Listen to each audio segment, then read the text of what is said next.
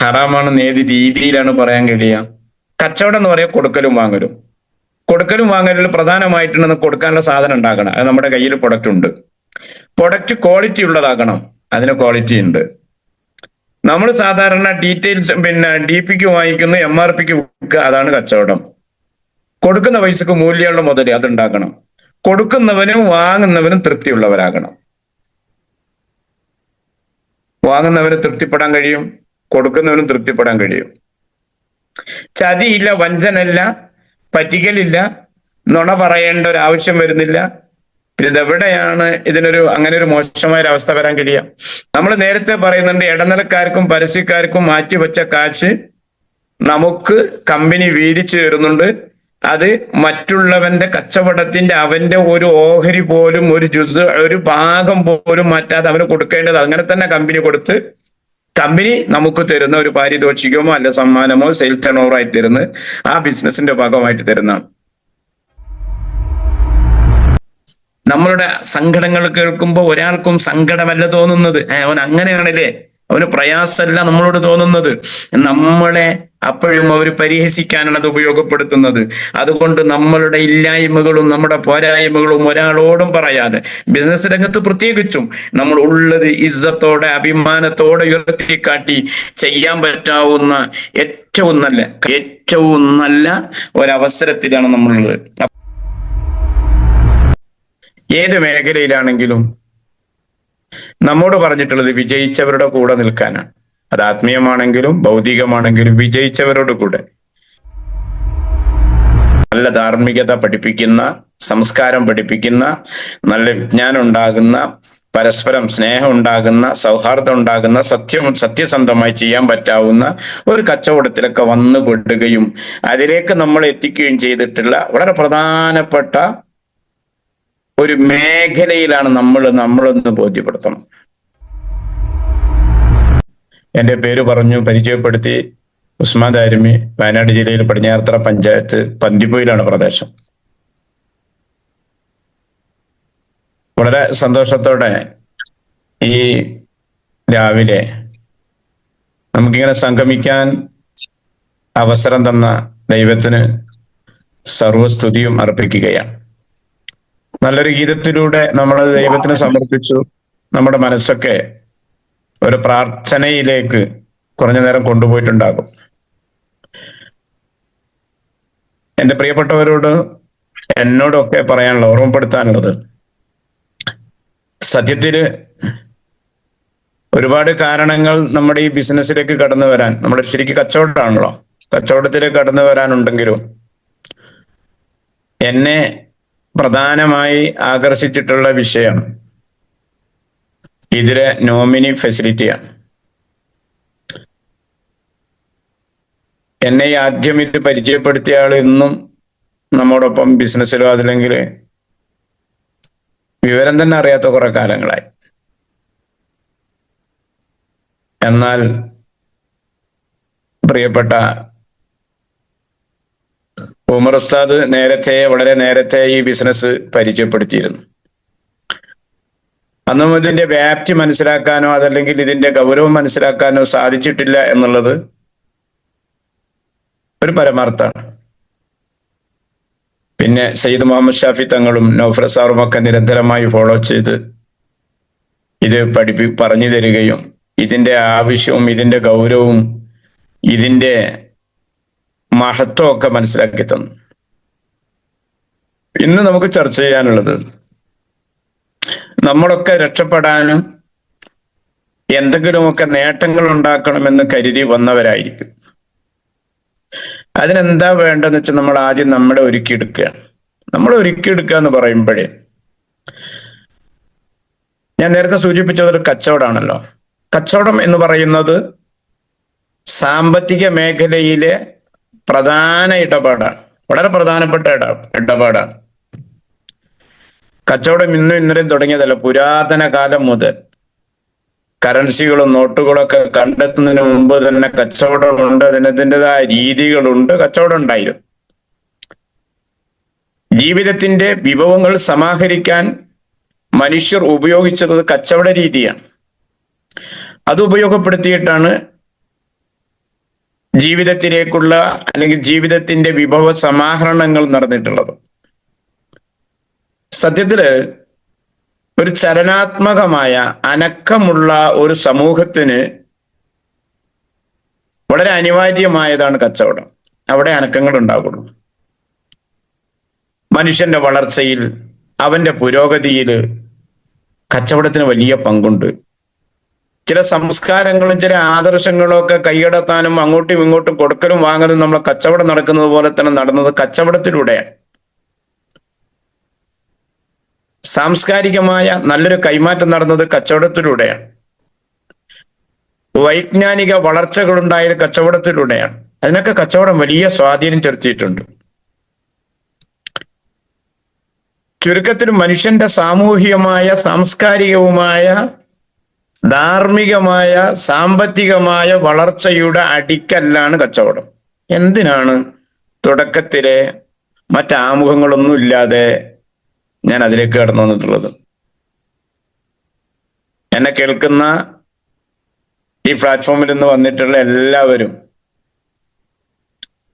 ആദ്യം ബോധ്യപ്പെടുത്തേണ്ട അല്ലെങ്കിൽ ബോധ്യപ്പെടേണ്ട ഒരു വിഷയമാണെന്ന് എനിക്ക് തോന്നിയുണ്ട്. നമ്മൾ ചെയ്യുന്ന ഏർപ്പാടും നമ്മൾ വന്നുപെട്ടിട്ടുള്ളതും ചില്ലറയല്ല, അത് മഹത്വമുള്ള ഒരു സംഭവമാണ് എന്ന് അവനവനെ ബോധ്യപ്പെടുത്തണം. അങ്ങനെ ബോധ്യപ്പെടുത്തുമ്പോൾ ഉണ്ടാകുന്ന ഒരു സുഖമുണ്ട്. ഏത് പ്രയാസങ്ങളും, ഏത് പരിഹാസങ്ങളും, ഏത് പ്രതിസന്ധികളും, ഏത് പ്രതിബന്ധങ്ങളും എല്ലാം നമുക്ക് വളരെ കൂളായി, നിസാരമായി തോന്നും. കാരണം നമ്മുടെ ലക്ഷ്യം ഇതാണ്. നമ്മൾ ജീവിക്കുന്ന ലക്ഷ്യം ഇതാണ്. നമ്മൾ ചെയ്തുകൊണ്ടിരിക്കുന്നത് അത്ര വലിയൊരു മേഖലയിലാണ് വന്നുപെട്ടത് എന്ന് പറയുമ്പോൾ നമ്മളെ ബോധ്യപ്പെടുത്തുമ്പോൾ ആ ബോധ്യപ്പെടുത്തൽ കൊണ്ട് നമുക്കുണ്ടായിത്തീരുന്നത് ഞാനൊരു കച്ചവടക്കാരനാണ് എന്ന്. ആ കച്ചവടത്തിന്റെ രീതിയിലെ എല്ലാ മേഖലകളും ഇത് ഒത്തു വന്നിട്ടുള്ള ഒരു സെല്ലിലാണ്. ട്രഡീഷണൽ പരമ്പരാഗത കച്ചവടം, ഡയറക്ട് സെല്ലിംഗ് ഒന്നുമല്ല പറയുന്നത്, കച്ചവടം. ഈ കച്ചവടത്തിന് നല്ല നിലയിൽ സത്യസന്ധമായി ചെയ്യാൻ പറ്റാവുന്ന, നമ്മൾ മറ്റുള്ള ലോകത്ത് നടക്കുന്ന അല്ലെങ്കിൽ നമ്മുടെ രാജ്യത്ത് നടക്കുന്ന കച്ചവടം പറയുന്നതിന് പകരമായി നമ്മൾ ഇന്ന് ചെയ്തുകൊണ്ടിരിക്കുന്നത്, നമ്മൾ അതിലേക്കാണല്ലോ നമുക്ക് ഫോക്കസ് ചെയ്യേണ്ടത്. ചെയ്തുകൊണ്ടിരിക്കുന്നത് ഇതൊക്കെ നടക്കുന്നതാണ്. നല്ല ധാർമ്മികത പഠിപ്പിക്കുന്ന, സംസ്കാരം പഠിപ്പിക്കുന്ന, നല്ല വിജ്ഞാനം ഉണ്ടാകുന്ന, പരസ്പരം സ്നേഹം ഉണ്ടാകുന്ന, സൗഹാർദ്ദം ഉണ്ടാകുന്ന, സത്യസന്ധമായി ചെയ്യാൻ പറ്റാവുന്ന ഒരു കച്ചവടത്തിലൊക്കെ വന്നു പെടുകയും അതിലേക്ക് നമ്മൾ എത്തിക്കുകയും ചെയ്തിട്ടുള്ള വളരെ പ്രധാനപ്പെട്ട ഒരു മേഖലയിലാണ് നമ്മളൊന്ന് ബോധ്യപ്പെടുത്തണം. എന്തിനാണെന്ന് നമ്മളിങ്ങനെ ബോധ്യപ്പെടുത്തുന്നത്? നമ്മളോട് തന്നെ നമ്മളത് പറഞ്ഞാൽ മാത്രമേ നമുക്ക് മറ്റുള്ളവരോട് പറയാൻ കഴിയുള്ളൂ. നമ്മൾ പലപ്പോഴും, ഞാൻ ഈ മേഖലയിൽ നമ്മളിപ്പോൾ കുറച്ചായി ഇടപെടുമ്പോൾ ചില ആളുകൾക്ക് ഞാനിങ്ങനെ ഒന്ന് സുതാര്യമായിട്ട് ചെയ്യട്ടെ, കുറച്ച് ആളുകളോട് അങ്ങനെ പറയാം. ചില ആളുകൾ അതിൻ്റെ ഇടയിലൊക്കെ എന്താ പണിയെന്ന് ചോദിച്ചാൽ ഒരു ഉപകാരമില്ലാത്ത അവൻ ചെയ്യുന്ന മറ്റേതെങ്കിലുമൊക്കെ മേഖല പറയുന്നത് പോലെ അതിത്ര താല്പര്യത്തോടുകൂടെ നമ്മളും നമ്മുടെ 3 തലമുറയും രക്ഷപ്പെടാൻ കിട്ടിയ ഒരു ഓപ്പർച്യൂണിറ്റിയുടെ ഒരു അവസരം ഞാൻ അതിലാ ഉള്ളത് എന്ന് പറയാൻ മടിയുള്ള ഒരുപാട് ഡിസ്ട്രിബ്യൂട്ടേഴ്സിനെ നമുക്ക് കാണാൻ കഴിയും. നമ്മളെ ബോധ്യപ്പെടുത്താറുണ്ട്. നമ്മള് വളരെ മഹത്വവൽക്കരിക്കപ്പെട്ടിട്ടുള്ള ഒരു ബിസിനസ്സിലാണ്, കച്ചവടത്തിലാണ് എന്നൊരു ബോധ്യം നമുക്ക് വരാത്തതുകൊണ്ടാണ്. നമുക്ക് വന്നാലല്ലേ മറ്റവരെ ബോധ്യപ്പെടുത്താൻ കഴിയുള്ളൂ. ഇതിൽ വിജയിക്കാൻ ആഗ്രഹിക്കുന്നവർ ചെയ്യേണ്ട ആദ്യത്തെ, എനിക്ക് തോന്നിയിട്ടുള്ള ഒന്നാണ് ഞാൻ പറയുന്നത്. ഞാനൊരു കച്ചവടക്കാരനാണ് എന്ന് ആദ്യം തന്നോട് തന്നെ പറയുകയും തന്നെ ബോധ്യപ്പെടുത്തുകയും ചെയ്ത് നമ്മൾ മറ്റുള്ളവരുടെ മുമ്പിലേക്ക് ചെല്ലുമ്പോൾ നമ്മൾ ആലോചിച്ച് നോക്കും, നമ്മൾ പറഞ്ഞ പലരും നമ്മളെ കളിയാക്കിയിട്ടുണ്ട്, നമ്മളെ പരിഹസിച്ചിട്ടുണ്ട്. ഞാൻ ഓർക്കുകയാണ്, ഞാൻ വളരെ ചെറുതിലെ, അതായത് ഒരു സുഹൃത്തിനെ അയാളുടെ പഠന മേഖലകളിലും അയാളുടെ പുരോഗതിയിലും ഒന്നിച്ചുള്ളതാണ്. ഞാൻ ആ മേഖല പറഞ്ഞു കൊടുക്കുകയും പഠിപ്പിക്കുകയും ഒക്കെ ചെയ്ത് തിരുവനന്തപുരത്ത് കിംഫ്രയിലാണെന്ന് തോന്നുന്നു, അവിടെ വലിയ ഉദ്യോഗസ്ഥനായി ജോലി ചെയ്യുന്നു. അദ്ദേഹം ഒരിക്കലും എന്നോട് പറഞ്ഞു, എനിക്കൊരു സൈഡായി എന്തെങ്കിലും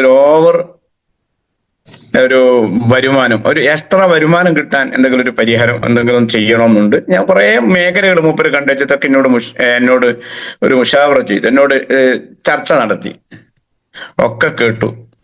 ഞാൻ പറഞ്ഞു ഞാനൊന്നും വരുന്നു. അദ്ദേഹത്തിന്റെ മലപ്പുറത്തുള്ള വീട്ടിൽ ഞാൻ ചെന്നു. ഞാൻ പറഞ്ഞു നിങ്ങൾ ഇന്നെ ചെയ്യുന്ന നിങ്ങൾ ഇപ്പൊ പറഞ്ഞതൊക്കെ ഇന്നൊക്കെ ഗുണങ്ങളുണ്ട് ദോഷങ്ങളുണ്ട്. എന്നാൽ നിങ്ങൾക്ക് ചെയ്യാൻ പറ്റാവുന്ന ഏറ്റവും നല്ല ഒന്നാണ് ഡയറക്റ്റ് സെല്ലിങ്. അത് ഇന്നൊക്കെയാണ് എന്ന് പറഞ്ഞു കേട്ട് ഒക്കെ പറഞ്ഞു. പിന്നെ അത് ഞാൻ അതിലങ്ങ് പറയലോട് കൂടെ അയാളുടെ മുഖഭാവമൊക്കെ മാറി. എന്നാൽ ഈ രാവിലെ ഞാൻ പറയുന്ന അന്ന് വിളിച്ചതാണ്, പിന്നെ ഇന്ന് വരെ ഫോൺ കോള് പോലും ഇല്ല. ഫോൺ വിളിച്ചെടുക്കും. അയാളങ്ങ് നഷ്ടപ്പെട്ടു. എനിക്കൊരു പ്രയാസം അതിന് തോന്നിയില്ല.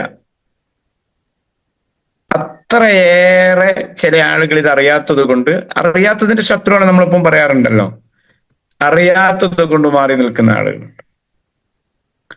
മറ്റു ചില ആളുകൾ പലയിടങ്ങളിലും പല നിലയിലും നമ്മളെക്കുറിച്ച് സംസാരിക്കുന്നുണ്ടാകാം. പക്ഷെ നമുക്ക് ഒരാളെ ബോധ്യപ്പെടുത്താനുള്ളൂ. അത് ബോധ്യപ്പെടുത്തേണ്ട നമ്മളെയാണ്. ഞാൻ പോയത്തെത്തി കുടുങ്ങിയിട്ടില്ല, ഞാൻ പിടിച്ച വള്ളി മോശമല്ല. കാരണം ഏത് മേഖലയിലാണെങ്കിലും നമ്മോട് പറഞ്ഞിട്ടുള്ളത് വിജയിച്ചവരുടെ കൂടെ നിൽക്കാനാണ്. അത് ആത്മീയമാണെങ്കിലും ഭൗതികമാണെങ്കിലും വിജയിച്ചവരോട് കൂടെ നിൽക്കുമ്പോൾ അവർ വിജയിച്ച് നമ്മളിപ്പം കാണുന്നിടത്തു നിന്നല്ല, അവർ അതിനു വേണ്ടി ചെയ്തിട്ടുള്ള ത്യാഗങ്ങളെക്കുറിച്ചും കഴിഞ്ഞ കാലങ്ങളെക്കുറിച്ചും അവരുടെ പരാജയങ്ങളെക്കുറിച്ചും ഒക്കെ നമുക്ക് അവരോട് കൂടെ നിൽക്കുമ്പോൾ നമുക്ക് ബോധ്യമാകും. ആ തെറ്റുകളൊക്കെ തിരുത്തി നമ്മളെ അവർ വിജയത്തിലേക്ക് കൊണ്ടുപോകും എന്നുള്ളത് ഷുവറാണ്, ഉറപ്പാണ്. അത് നമ്മളൊക്കെ കാണുന്നുണ്ട്. നമ്മൾ നോക്കൂ. അപ്പോ നമ്മൾ ആദ്യം നമുക്ക് ബോധ്യമാകേണ്ടത് ഞാൻ ചെയ്യുന്ന ബിസിനസ് അത് നല്ലതാണെന്നും പ്രൊഡക്റ്റ് നല്ലതാണ്, പ്ലാൻ നല്ലതാണ് എന്നൊക്കെ നമ്മൾ ബോധ്യാലും മറ്റൊരാളോട് പറയുന്നിടത്തുള്ള സഭാകമ്പം, അതിലെ പ്രയാസം മാറാത്ത ഒരുപാട് ഡിസ്ട്രിബ്യൂട്ടേഴ്സ് ഇപ്പോഴും ഉണ്ട്. ഇപ്പൊ നിങ്ങൾ ഇന്ന് പറയണ്ട, എന്താന്നറിയില്ല, അല്ലെങ്കിൽ ഇപ്പൊ നമ്മളിത് ചോദിച്ചാൽ അങ്ങനെ ചോദിച്ചാൽ അത് പറയാനൊരു പ്രയാസം. അത് മാറ്റിയെടുക്കണം എന്നാണ് എനിക്ക് ആദ്യം എന്നോടടക്കം പറയാനുള്ളത്. നമുക്ക് അഭിമാനത്തോടെ ജീവിക്കാൻ, നമ്മുടെ കുടുംബവും അഭിമാനത്തോടെ ജീവിക്കാൻ നമ്മൾ കച്ചവടക്കാരനായാലേ മതിയാവും. ഒരുപാട് കൊടുക്കലുകളും വാങ്ങലുകളും, നമ്മുടെ സാധനം കൊടുക്കലും വാങ്ങലും ലാഭം വാങ്ങി വെക്കലും മേശയിലിടലും മാത്രമല്ല, നമ്മുടെ ജീവിതത്തിന്റെ നിലവാരം ഉയർച്ചയിലേക്ക് കൊണ്ടുവരാനും ഒരുപാട് സാംസ്കാരികമായി ധാർമ്മികമായി ഒക്കെ വളർച്ചയിൽ എത്തിക്കാൻ പറ്റാവുന്ന തരത്തിൽ നമ്മളിങ്ങനെ കാണുന്നുണ്ട്. സാംസ്കാരികമായ മാറ്റങ്ങളും ധാർമ്മികമായ മാറ്റങ്ങളും ഇടപെടലുകളുടെ മാറ്റങ്ങളും ഒരു ലീഡർഷിപ്പിനുണ്ടാകേണ്ട മാറ്റങ്ങളും ഡിസ്ട്രിബ്യൂട്ടേഴ്സിനുണ്ടാകേണ്ട മാറ്റങ്ങളും ഓരോരോ സമയങ്ങളിൽ അവർക്ക് കൊടുക്കേണ്ടതുപോലെ കൊടുക്കുന്ന, അത് അനുഭവിച്ച് ജീവിതത്തിലെ പ്രയാസങ്ങളും ഇതിലുണ്ടാകുന്ന നെഗറ്റീവുകളൊക്കെ മാറ്റിവെച്ച് അതിനൊക്കെ നല്ല പോസിറ്റീവായ മേഖലകൾ ഉണ്ടാക്കി നമ്മളോട് പ്രവർത്തിച്ച നല്ല പരിചയസമ്പന്നരായ വിജയിച്ച ലീഡേഴ്സ് നമ്മോടൊപ്പമുണ്ട്. അവരുടെ ആഗ്രഹം എന്ന് പറയുന്നത് ഒന്നേയുള്ളൂ, ഞാൻ എന്തൊക്കെ നേടിയെടുത്തോ അതിനേക്കാൾ ഏറെ എൻ്റെ ശേഷം വരുന്നല്ല അസോസിയേറ്റ് ചെയ്തിട്ടുള്ള, ഞാൻ കാരണമായി വന്നിട്ടുള്ള, അല്ലെങ്കിൽ എൻ്റെ അസോസിയേറ്റ് ചെയ്തിട്ടുള്ള ആളുകളായി വന്നിട്ടുള്ള, അല്ലെങ്കിൽ ഈ മേഖലയിലുള്ളവർക്ക് ഉണ്ടാകണം എന്ന് മാത്രമേ ഉള്ളൂ. അതുകൊണ്ട് തന്നെ അവരാണ് വിജയിക്കുന്നത്, ആ ചിന്ത ഉള്ളത് കൊണ്ട് തന്നെ. അപ്പൊ അങ്ങനെയൊക്കെ ഉണ്ടെങ്കിൽ നമ്മൾ ഇതിൽ വിജയിക്കാൻ എന്ത് വേണം? നമുക്കൊരു ബോധ്യം, ഒരു ലക്ഷ്യം ഉണ്ടാക്കണം. ലക്ഷ്യം പൈസ ഉണ്ടാക്കുന്നതിനേക്കാൾ, പൈസ എന്ന് പറയുന്നത്, പണം എന്ന് പറയുന്നതിന്റെ ബൈ പ്രൊഡക്റ്റ് ആണ്. അത് ഒരു വലിയ വിഷയമല്ല, അതും നിർബന്ധമായി വന്നിരിക്കും, അതിന് നമുക്ക് ഡൗട്ടൊന്നുമില്ല. പക്ഷെ നമ്മൾ എൻ്റെ ഈ മേഖലയിൽ ഞാൻ പ്രവർത്തിക്കുന്നത് പോലെ എൻ്റെ കൂടെ പ്രവർത്തിക്കാൻ, അല്ലെങ്കിൽ എന്നേക്കാൾ നന്നായി പ്രവർത്തിക്കുന്ന നല്ലൊരു സമൂഹം ഉണ്ടാകണം എന്നൊരു ബോധ്യം നമുക്കുണ്ടാകണം. നമ്മൾ നേരത്തെ കേൾക്കുന്ന നമ്പർ 1 പണക്കാരനായ ബിൽ ഗേറ്റ്സ് 1975 മൈക്രോസോഫ്റ്റ് തുടങ്ങിയപ്പോ ആ മനുഷ്യൻ പറഞ്ഞൊരു വാക്കുണ്ടത്ര, ഒരുപാട് പണം ഉണ്ടാക്കണമെന്നല്ല, ലോകത്തെ ഓരോ വീട്ടിലും ഓരോ മേശയിലും ഒരു കമ്പ്യൂട്ടർ ഉണ്ടാക്കണം. ആ കമ്പ്യൂട്ടർ ഉണ്ടാക്കണം എന്ന് അയാൾ അതിനു വേണ്ടിയാണ് പണിയെടുത്തത്. അതിന് പണിയെടുത്തപ്പോൾ അയാളുടെ സ്റ്റാഫും അയാളുടെ ടീമും അയാൾ ചെയ്യുന്നതൊക്കെ ആളുകൾ അതിനൊരുങ്ങി ആ സാധനങ്ങൾ വരുത്തിക്കാൻ നോക്കുമ്പോൾ പണമൊക്കെ വേറെ വഴി നന്നായി വന്നു. എന്നതുപോലെ നമുക്കുണ്ടാകേണ്ട ഒരു ആദ്യത്തെ ഒരു ചിന്തയാണ്, ഇന്ന ആളുകളൊക്കെ നമ്മുടെ ലിസ്റ്റ് ഉണ്ടാക്കി, ഇന്ന ആളുകളൊക്കെ ഞാൻ ഇഷ്ടപ്പെടുന്നവരാണെങ്കിലും ഞാൻ അറിയുന്നവരാണ്, അവരൊക്കെ ഈ ബിസിനസ് ചെയ്യുന്നവരാകണം. നമ്മുടെ തൊട്ടടുത്ത എല്ലാ വീടുകളിലും, ഞാൻ അറിയാവുന്ന വീടുകളിലും, എൻ്റെ സ്നേഹിതന്മാരുടെ വീടുകളിലും ഒക്കെ അവർ ഉപയോഗിക്കുന്ന പേസ്റ്റ് എന്റേതാകണം, സോപ്പ് എന്റെ കമ്പനിയുടേതാകണം. ഇങ്ങനെ നമ്മളത് തീരുമാനിച്ച് നമ്മൾ ഇത്ര ചെയ്യണമെന്ന് തീരുമാനിച്ചിറങ്ങിയ പണം ബൈ പ്രൊഡക്റ്റ് ആയിട്ട് നമുക്ക് വന്നുകൊണ്ടേയിരിക്കും. അതിൽ യാതൊരു സംശയവും ഇല്ല. അതിന് നമുക്ക് എന്ത് ചെയ്യണം? നമ്മുടെ സംശയങ്ങൾ മാറ്റി വെക്കണം, നമ്മളുടെ ഡൗട്ട് നമ്മൾ മാറ്റി വെക്കണം. ഡൗട്ട് മാറ്റി വെക്കണം എന്ന് പറയുമ്പോൾ ചിലർക്ക് നമുക്ക് ഡൗട്ട് ഉണ്ടെങ്കിൽ ചോദിച്ച് തീർത്തിട്ട് മാറ്റി വെക്കുന്ന ഡൗട്ടേ മാറി നിൽക്കുള്ളൂ. ഏതൊരു വിഷയവും ഇതിൽ സംശയം വന്നാൽ, ഡൗട്ട് വന്നാൽ, ആ ഡൗട്ട് നമുക്ക് അറിയാവുന്നവർ പറഞ്ഞു തീർത്ത് തരാൻ പറ്റിയ ഒരു ടീം നമുക്കുണ്ടല്ലോ. കമ്പനിയിൽ തന്നെ ഒരുപാട് എന്താ പറയാ, അതിനെ പറ്റിയുള്ള കണ്ടീഷനുകളൊക്കെ നമ്മുടെ സംശയങ്ങൾ തീർക്കാനതിന് സൈറ്റിൽ പോലും നമുക്ക് കിട്ടും. അതുകൊണ്ട് നമ്മുടെ സംശയം, ഞാനിത് പറയുന്നത് ഈ കുറേ ആഴ്ച, 1-2 ആഴ്ചയുള്ള ഇത് കുറെ അനുഭവങ്ങൾ, യാത്രയിൽ ഉണ്ടായിട്ടുള്ള ബിസിനസ്സുമായി പോകുമ്പോൾ ചില അനുഭവങ്ങളാണ്. എന്ത് പറഞ്ഞാൽ എങ്ങനൊക്കെ പറഞ്ഞാൽ, കഫനില് നമ്മളല്ലല്ലോ, കമ്പനിയല്ല പറഞ്ഞ്, നിങ്ങൾക്ക് ബോധ്യമായാൽ മറ്റവരോട് പറഞ്ഞാൽ മതി. അപ്പൊ ആ ബോധ്യമാകുന്ന നമ്മൾ വന്ന ആളുകൾക്കൊക്കെ അത് ബോധ്യമായിക്കൊള്ളണമെന്നില്ല. ചിലർക്ക് എന്തെങ്കിലുമൊക്കെ നെഗറ്റീവായി ഉണ്ടെങ്കിൽ അത് അയാൾ ബോധ്യപ്പെടുത്തി അതിന്റെ കാരണങ്ങൾ പഠിച്ച്, ഇല്ലെങ്കിൽ എൻ്റെ അനുഭവം ഇങ്ങനെയാണ് എന്ന് തന്നെ തുറച്ചു പറയാം. അങ്ങനെ പറയാൻ കിട്ടാവുന്ന അവസരങ്ങൾ വളരെ ചുരുക്കമാണ്. ചില ആളുകൾക്ക് അത് ചില ശാരീരിക ഘടനകളെ കൊണ്ട്, അല്ലെങ്കിൽ അയാളുടെ ജീവിത ശൈലി കൊണ്ട്, അല്ലെങ്കിൽ അയാൾക്കുള്ള മറ്റു പ്രശ്നങ്ങളെ കൊണ്ട് ചിലതൊക്കെ ഫലിക്കാതെ വരും. അനുഭവങ്ങൾ മാത്രം പറയാൻ, ആ ഡൗട്ട് നമ്മളിൽ നിന്ന് എന്തുകൊണ്ട് എനിക്കത് സംഭവിച്ചില്ല, അങ്ങനെ ഉണ്ടാവും, എല്ലാവർക്കും ഒന്നും വന്നോളുന്നില്ല. ആ സംശയങ്ങളൊക്കെ മാറ്റിവെച്ച് അത് തീർത്ത് മറ്റുള്ളവരോട് പറയുമ്പോ നിങ്ങളൊന്നും അല്ല, രണ്ടാമത് നമ്മളോട് ചോദിക്കും. പ്രത്യേകിച്ച് നമ്മൾ ഈ പ്രൊഡക്റ്റുമായി നമ്മളിപ്പം പറയാ കഫത്തിന്റെ ബുദ്ധിമുട്ട് കൊണ്ട് കുറെ കാണിച്ച ഒരു പ്രയാസമുള്ള ഒരാളോട് നമ്മളിത് പ്രൊഡക്റ്റ് അവർക്ക് മാറുമോ? കുറെ ആളുകൾക്കൊക്കെ മാറിയിട്ടുണ്ട്, നിങ്ങളൊന്ന് ഉപയോഗിച്ച് നോക്കി എന്ന് പറഞ്ഞാൽ പിന്നെ അടുത്ത അയാൾ ചോദിച്ചു കൊണ്ടേ ഇരിക്കുന്ന ഒരു അവസരത്തിനുണ്ട്. മറ്റതേ സമയത്ത് ഒരു 500 റുപ്യ ഫീ കൊടുത്ത് ഡോക്ടറെ അടുത്ത് നിന്ന് ഡോക്ടർ അയാളോട് നിങ്ങളിതൊന്ന് 3 ദിവസം കഴിച്ചു നോക്കി എന്ന് പറഞ്ഞത് കഴിഞ്ഞിട്ട് വന്നു. 3 ദിവസം തീരുന്നതിന് മുമ്പ് അയാൾ എത്തും. അയാൾ പറഞ്ഞ അന്ന് നോക്ക്, നിങ്ങളൊന്ന് ഈ ഗുളിക മാറി ഒന്ന് കഴിച്ചു നോക്കും, 5 ദിവസത്തേക്ക് വേറെ ഗുളിക വരും, ആർക്കും പ്രശ്നമൊന്നുമില്ല. അത് കഴിഞ്ഞ് അവിടുന്ന് പിന്നെ കുറെ പൈസ ഒക്കെ മുടക്കിയിട്ട് പിന്നെ ഇതിന് മാറാത്തതിന് നമ്മൾ തൊട്ടടുത്ത ഒരു വലിയ ഹോസ്പിറ്റലിൽ പോകും. ആ ഹോസ്പിറ്റലിൽ നമുക്ക് പരാതികളില്ല, അവിടുന്ന് മേലെ ഹോസ്പിറ്റലുകൾ പോയാൽ നമുക്ക് പരാതികളില്ല. നമ്മൾ ഈ കാശ് കൊടുത്ത് സമയം മനക്കെട്ട് കുറെ വിഷങ്ങളാണ് വാങ്ങിച്ചത് എന്ന് നമുക്ക് ബോധ്യമുണ്ട്, നമുക്കറിയാം, സൈഡ് എഫക്റ്റ് ഉണ്ട് എന്നൊക്കെ നമുക്കറിയാം. എന്നാൽ ഇതൊന്നും ഇല്ലാത്ത ഒന്ന് നമ്മൾ കൊടുക്കുമ്പോൾ നമ്മളോടുള്ള ചോദ്യങ്ങൾ പെരുത്താണ്. അത് പലതരത്തിലാണ്, പല രീതിയിലാണ്, അതൊക്കെ ഉണ്ടാകും. പക്ഷെ അപ്പോഴത്തേക്ക് നമ്മള് തളർന്നു പോകുന്ന, മാറി നിൽക്കുന്ന ഒരുപാട് ആളുകളെ കാണും. എന്തുകൊണ്ടാണ്? നമ്മൾ ഇതിലാ ഉള്ളത് നമുക്ക് ബോധ്യമായില്ല, അതുകൊണ്ടാണ്. തീർച്ചയായും അങ്ങനെയാണ്. ചില ആളുകൾ പലരും തുടങ്ങി അങ്ങനെ ഞാനതൊന്നും വിശദീകരിക്കുന്നില്ല. തുടങ്ങി എന്ന് പറയുന്നവർ, ഞാൻ വാങ്ങി എന്ന് പറയുന്നത് ഇപ്പോഴാണോ അറിഞ്ഞെന്നൊക്കെ ചോദിക്കുമ്പോഴത്തേക്കും മാറിപ്പോകുന്ന, മനസ്സുറപ്പില്ലാത്ത, കൽബുറപ്പില്ലാത്ത ഒരുപാട് ആളുകൾ. അതുകൊണ്ട് എൻ്റെ പ്രിയപ്പെട്ടവരെ, ആദ്യം ഞാൻ പറഞ്ഞു, വളരെ മഹത്തായ ഒരു പണിയാണ് കച്ചവടം എന്ന് പറയുന്ന. രാജ്യത്തിന്റെ നന്മക്കും, രാജ്യത്തിന്റെ, നമ്മൾ ആലോചിച്ചു നോക്കൂ, നമ്മളുടെ ഈ ഓപ്പർച്യൂണിറ്റി, ഈ അവസരം തന്നെ എന്തൊക്കെയാണ്. ഒരുപാട് ഞാനിടയ്ക്ക് സൂചിപ്പിക്കുന്നത് പോലെ എന്നെ വല്ലാതെ ആകർഷിച്ചതാണ്. ഒരു ലീഡർ തന്നെ നോക്കേണ്ട സമയത്ത്, കൊച്ചുനാളിൽ തന്നെയും തൻ്റെ അമ്മയെയും, അതായത് ഇവന്റെ പിതാവിന്റെ ഭാര്യയായിരിക്കണം, ഇവരെ നോക്കേണ്ട സമയത്ത് നോക്കാതെ വീട് വിട്ടിറങ്ങി, വീടില്ലാതെ, ജീവിക്കാൻ വകയില്ലാതെ, ഭക്ഷണത്തിന് വകയില്ലാതെ കഷ്ടപ്പെട്ട് എവിടൊക്കെയോ വീടുകളിൽ കയറി ഭക്ഷണം, അടുക്കള പണിയെടുത്ത് മകനെ പോറ്റി വലുതാക്കി. അപ്പോഴൊന്നും ഈ അച്ഛൻ തിരിച്ചു വരുന്നില്ല, ഈ പിതാവ് തിരിച്ചു വരുന്നില്ല, പിതാവിനെ കാണുന്നില്ല. പക്ഷെ ഈ മോനും മൈലൈഫ് ചെയ്തൊരൊറ്റ കാരണം കൊണ്ടാണല്ലോ തനിക്ക് അച്ചീവ്മെന്റുകൾ വന്നപ്പോ, സാമ്പത്തിക സൗകര്യങ്ങൾ വന്നപ്പോ, കാർ അച്ചീവ് ചെയ്തപ്പോ, നല്ല വീടായപ്പോ, ഇതൊന്നുമല്ല എൻ്റെ അച്ചീവ്മെന്റ്.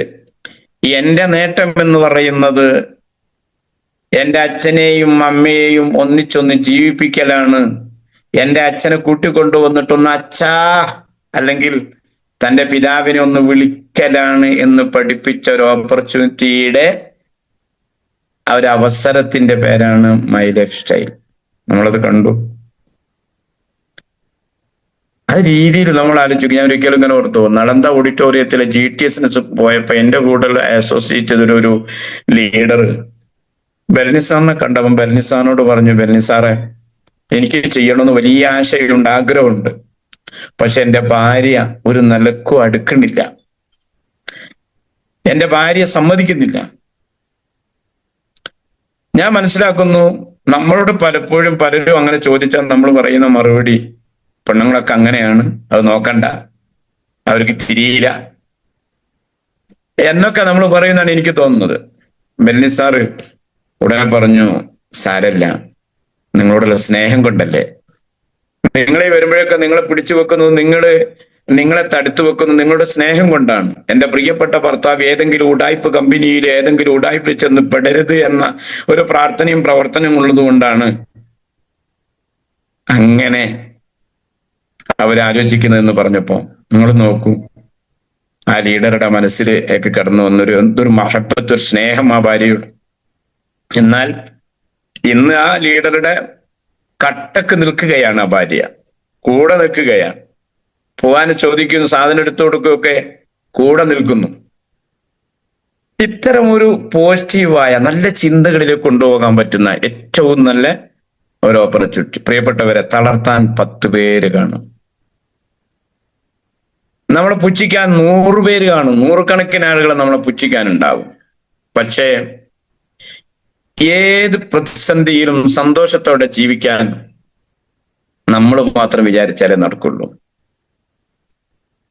ചുറ്റോട് പല പോലത്തെ ആളുകൾ ഉണ്ടാകും, പക്ഷെ സന്തോഷത്തോടെ ജീവിക്കണം എന്ന് ആഗ്രഹിക്കുന്നവർ നമ്മൾ മാത്രമേ ഉണ്ടാവും. നമുക്ക് മാത്രമേ കഴിയുള്ളൂ. അതിന് നമ്മൾ തന്നെ തീരുമാനിക്കണം.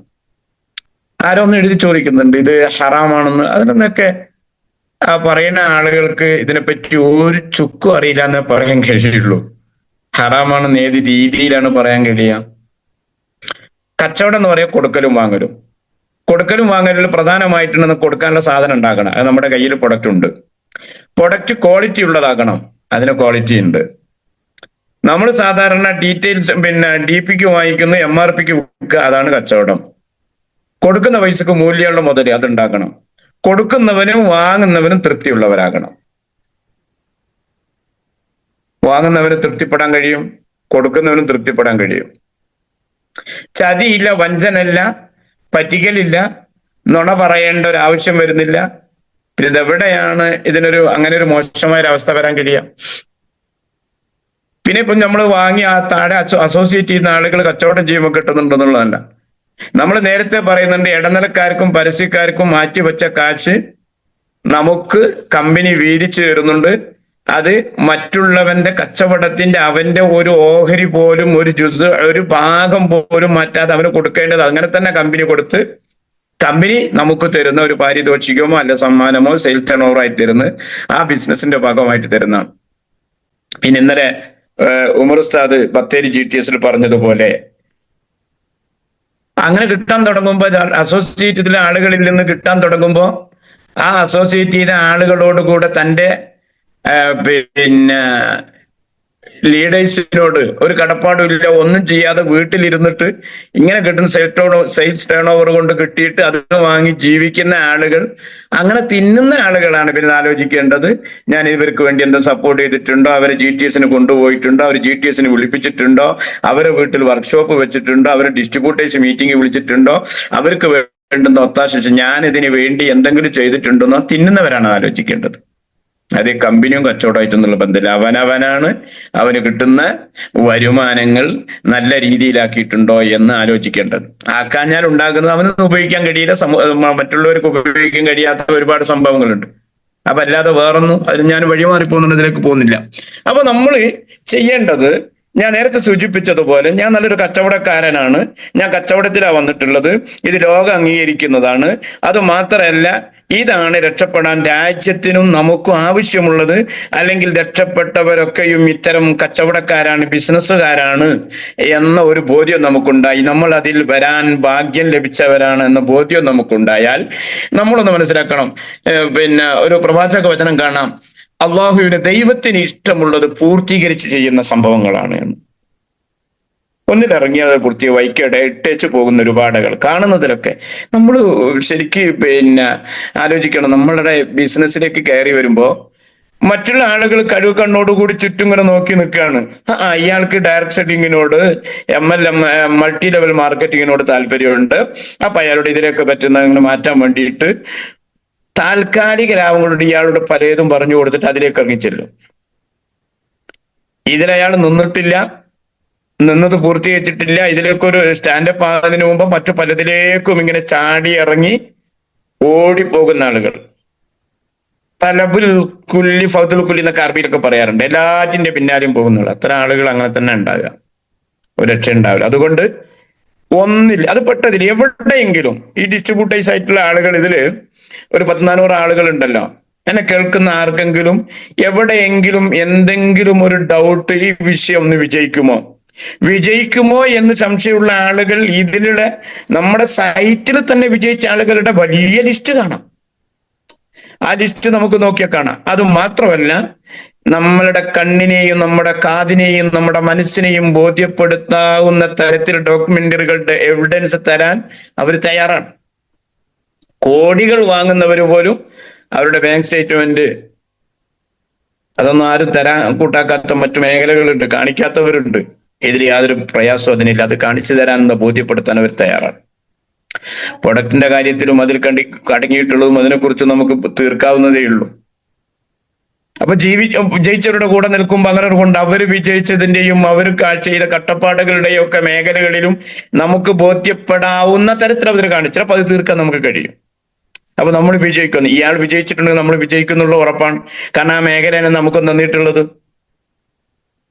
ചങ്ങനാശ്ശേരിക്കാരനായ മുബീൻ മുഹമ്മദ് സാറിന് 1 കോടി മാസത്തിൽ വരുമാനം വരുന്നത് അദ്ദേഹത്തിന് ഒരു സ്പെഷ്യലായി 11 അങ്ക നമ്പറൊന്നുമില്ല, അയക്കും 10 ID തന്നെ ഉള്ളൂ. യുണീക്ക് ഐഡിയുടെ 10 അക്ക നമ്പർ തന്നെ ഉള്ളൂ.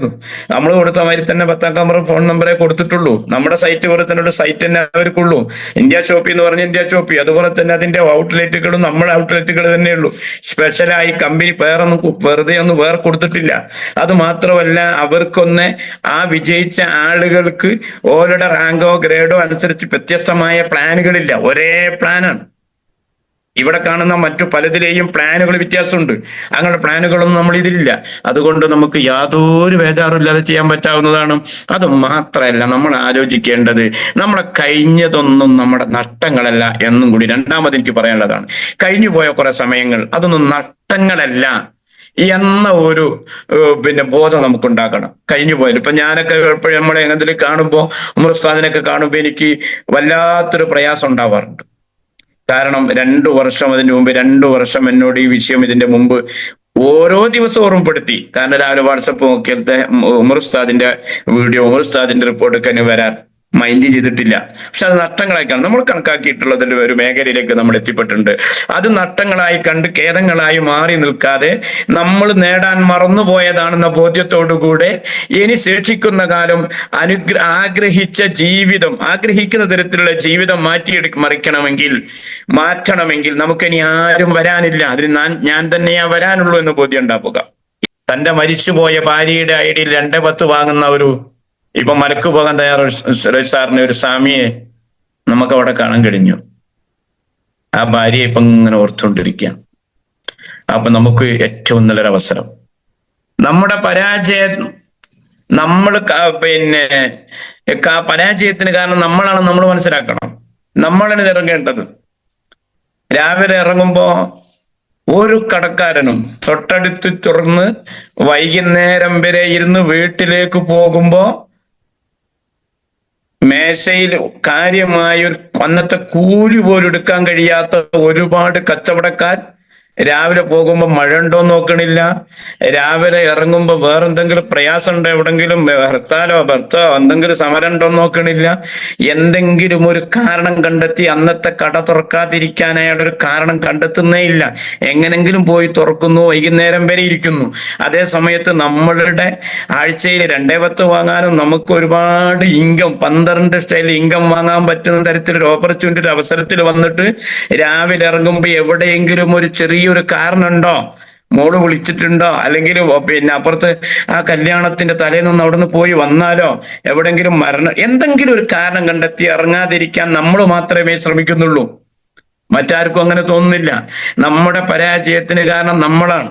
എന്നാൽ ഒന്ന് നമ്മൾ മനസ്സിലാക്കണം, നമ്മളോട് ഈ പറയുന്ന ഒരാൾക്കും നമ്മളോടുള്ള താല്പര്യം എന്ന് പറയുന്നത് നമ്മൾ രക്ഷപ്പെടണമെന്നല്ല.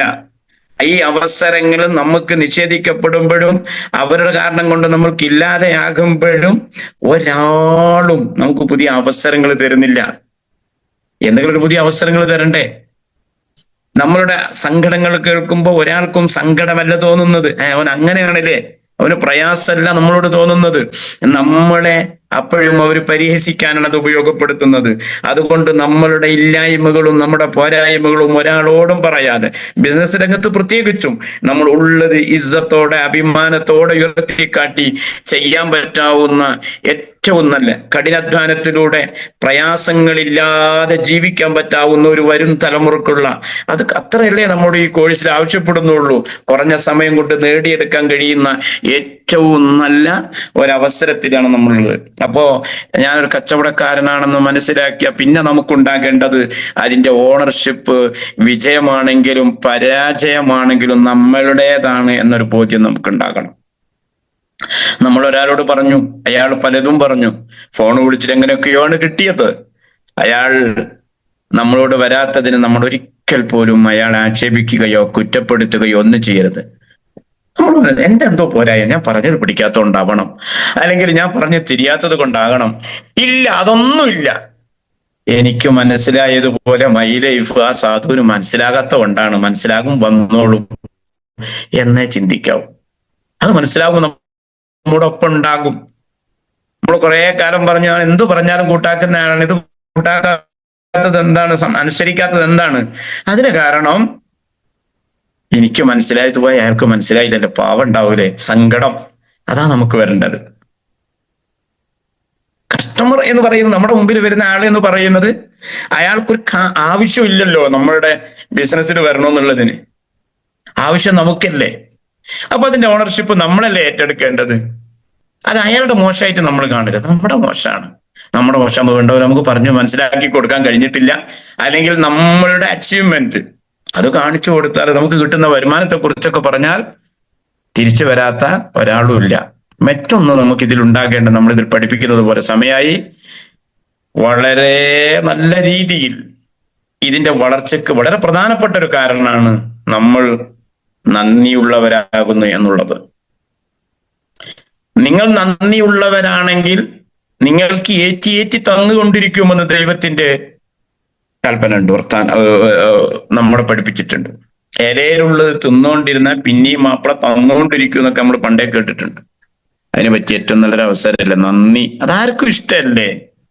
അതാർക്കാ ഇഷ്ടമില്ലാത്തത് പറയാം. ഞാൻ നോക്കൂ, ഞാൻ പിന്നെ എന്റെ പ്രിയപ്പെട്ടവരെ, എന്നെ ഈ ബിസിനസ് പരിചയപ്പെടുത്തിയ മനുഷ്യനെ ഇത് കയറുമ്പോഴത്തേക്ക് എനിക്ക് ബോധ്യമായില്ലേ. എനിക്കും തന്നല്ലോ. ഞാൻ അയാളെ കുറിച്ച് പറഞ്ഞല്ലോ, അയാൾ അറിയോ പോലും ഇല്ല. അയാൾ പിന്നെ ഞാൻ കണ്ടിട്ടില്ല. അയാൾക്ക് ഇതിന്റെ പറഞ്ഞത് എനിക്ക് പിന്നെ തങ്ങളെ നമ്പർ തന്നു. ഞാൻ തങ്ങളെ പറഞ്ഞു, നൗഫൽ സർവർ കുറെ ലീഡേഴ്സിനെ നമുക്ക് പറയാൻ, അവർ ചെയ്തതിനൊക്കെ ബോധ്യപ്പെടുത്താൻ. പിന്നെ എന്നെ ഇതിന്റെ ഒരു ഉമർ ഉസ്താദിനെ പറഞ്ഞു. ഇങ്ങനെ എന്തുകൊണ്ടാണ് മനസ്സിന്റെ ഉള്ളിൽ നിന്ന് നമ്മളിത് പറയേണ്ടത്? നമുക്കിത് പറയുമ്പോൾ ഇപ്പൊ ഉണ്ടാകുന്ന ഒരു സന്തോഷമല്ല, ഇത് പറയാൻ മടിക്കുന്ന ഒരു സമയം ഉണ്ടായിരുന്നു. പറയുമ്പോൾ വലിയ ആളായി പോകുമോ എന്ന് തോന്നുന്ന ഒരു സമയം ഉണ്ടാവും. ഇതിന്റെ ഒരു ഗൗരവം മനസ്സിലാക്കുക. നമ്മളിതങ്ങ് മാറി.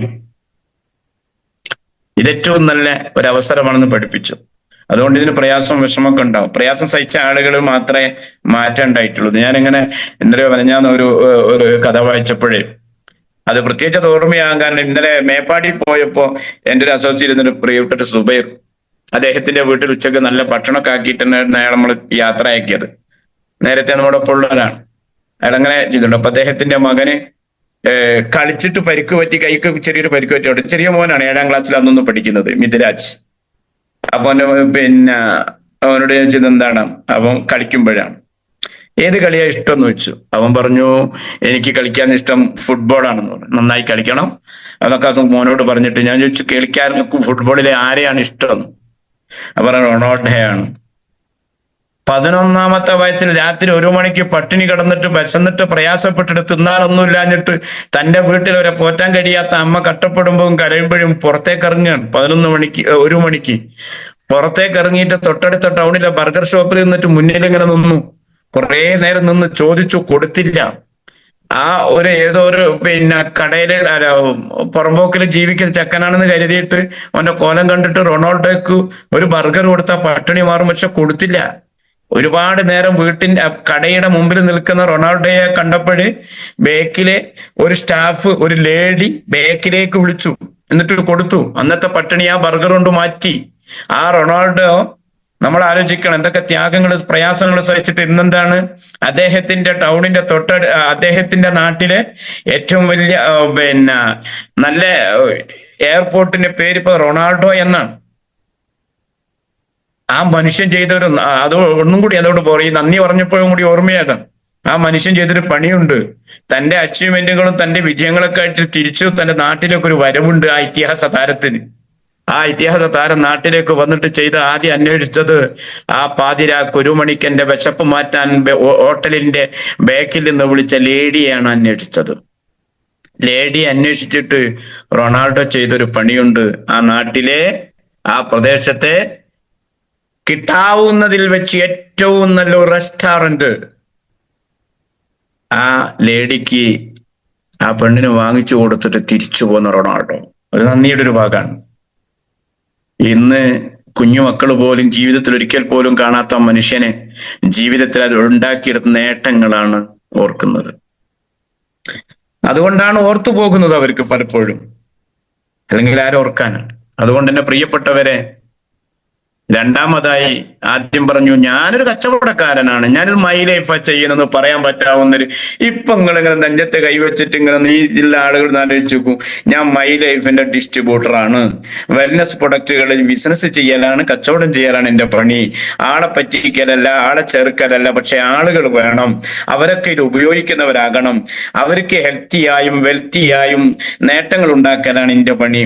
അങ്ങനെ ഉണ്ടാക്കി കൊടുക്കുമ്പോ എനിക്കിങ്ങനെ കിട്ടുന്നു. അതങ്ങനെ കിട്ടുന്നതിന്റെ വളരെ പ്രധാന ഒരു പ്രവാചക വചനമുണ്ട്, നീ ഒരാളെ സഹായിച്ചു കൊണ്ടിരിക്കും, നിന്നെ സഹായിക്കാൻ ദൈവം ഒരു പ്രതിനിധിയെ വെച്ചുകൊണ്ടിരിക്കും.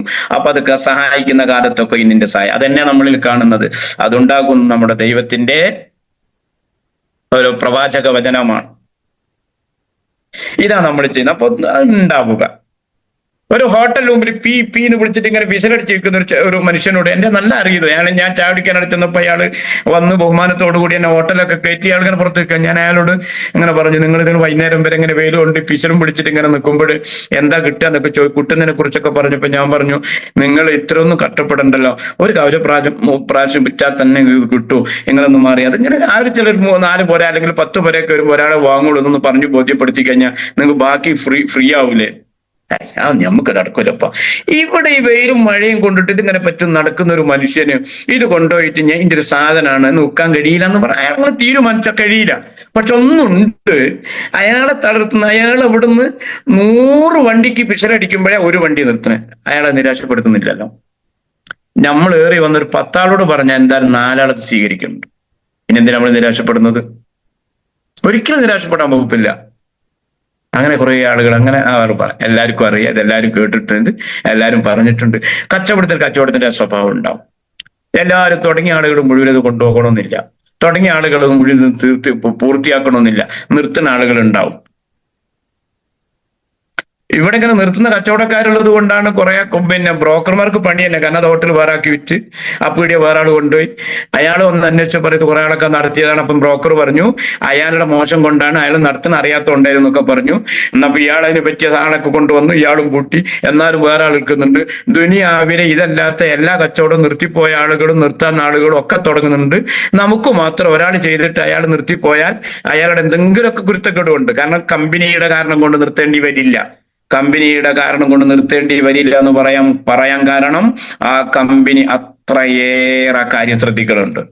എവിടെയെങ്കിലും പോരായ്മ ഉണ്ടോ? അത്ര സ്ട്രോങ് മാനേജ്മെന്റ് ആണ്. അത് വെറുതെ അവകാശപ്പെടുകയല്ല. ഒരുപാട് അനുഭവങ്ങൾ, ഒരുപാട് ആളുകളുടെ സംഭവങ്ങൾ നമ്മുടെ മുമ്പിലുണ്ട്. ഒരാളെ കുറിച്ച് ഒരു പരാതി വന്നാൽ പോലും അത് അങ്ങേയറ്റം അന്വേഷിച്ചിട്ട് മാത്രമാണ് ഇയാൾ ഈ മൈ ലൈഫിന് പറ്റുമെന്നുള്ള ആലോചിച്ചിട്ട് മാത്രമേ എങ്ങനെയെങ്കിലും എവിടെയെങ്കിലും പിടിച്ചു നിർത്താൻ പറ്റുമെന്ന് പിടിച്ചു നിർത്താൻ ശ്രമിക്കുന്നത് നമ്മൾ കാണുന്നുണ്ട്. ആ കമ്പനി പ്രൊഡക്റ്റ് പുൽപ്പള്ളിക്കടുത്തൊരു വീട്ടിൽ ചെന്നിട്ട് പ്രൊഡക്റ്റിനെ കുറിച്ച് ഇങ്ങനെ പറഞ്ഞു കൊടുക്കുമ്പോ ഞാനിത് ഇങ്ങനെ കാണിച്ചു കൊടുക്കുകയാണ്. ഊണ്ടിയിലെത്തിയപ്പോ ആ ഇരിക്കുന്ന ആള് എഴുന്നേറ്റ് പോയി. നിങ്ങൾ ആലോചിച്ച് നോക്കൂ, ഊണ്ടിയിൽ നിർമ്മാണേ അയാൾ എഴുന്നേറ്റോ. ഓ അസാധ്യ റിസൾട്ട് കേട്ടോ, എനിക്ക് അങ്ങനെ അനുഭവം ഉണ്ടെന്ന് പറഞ്ഞിട്ട് പിന്നെ അയാള് അതങ്ങ് പറയാൻ തുടങ്ങി. അവിടെ തൊട്ടു അയാളോട് പറയും ഇതന്നെ നമ്മുടെ പ്രൊഡക്റ്റിന് ഗുണമെന്നൊക്കെ പറഞ്ഞു. അത് കുറച്ച് ഇങ്ങനെ ചമ്പി ഇതിലാണ് എനിക്ക് മാറ്റം കിട്ടിയപ്പോ ഞാൻ 5 പേർക്ക് 5 ആളുകൾക്ക് അത് റെക്കമെൻഡ് ചെയ്തോട് വാങ്ങിച്ചു കൊടുക്കാൻ ഞാൻ അവരോട് വാങ്ങിച്ചു കൊടുത്തിരിക്കുന്നു. പ്രൊഡക്റ്റിനെ കുറിച്ച് നമുക്ക് ഡൗട്ടിന് വകുപ്പില്ല. അങ്ങനെ തന്നെയാണ് അത് ഉണ്ടാക്കിയിട്ടുള്ളത്. അതിന്റെ റീപർച്ചേസ് ഒക്കെ നടക്കുന്നത് കാണാം. അപ്പൊ നമ്മൾ എന്തിനാ ടെൻഷൻ അടിക്കേണ്ടത്?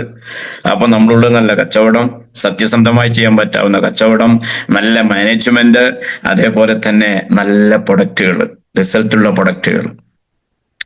ലീഡേഴ്സോ പക്ക കൂടെ നിൽക്കുന്ന ലീഡേഴ്സ്.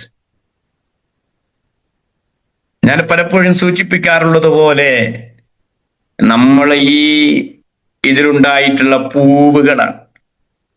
സുഗതം വിടർത്തിയ ആളുകൾ പറിച്ചു മണത്ത് അല്ലെങ്കിൽ അതുകൊണ്ട് അത്തറുണ്ടാക്കുന്ന ഫ്ലവറുകൾക്കൊന്നും അറിയില്ല ഞാനുണ്ടായ മരത്തിന്റെ വേരുകൾ കുടിച്ച നീരെന്താണ്, അവരനുഭവിച്ച ത്യാഗം എന്താണ്, അവരുടെ പ്രയാസം എന്താണ്, ആ വേരുകളിൽ ഏതൊക്കെ വെള്ളമാണ് ചെന്നത്.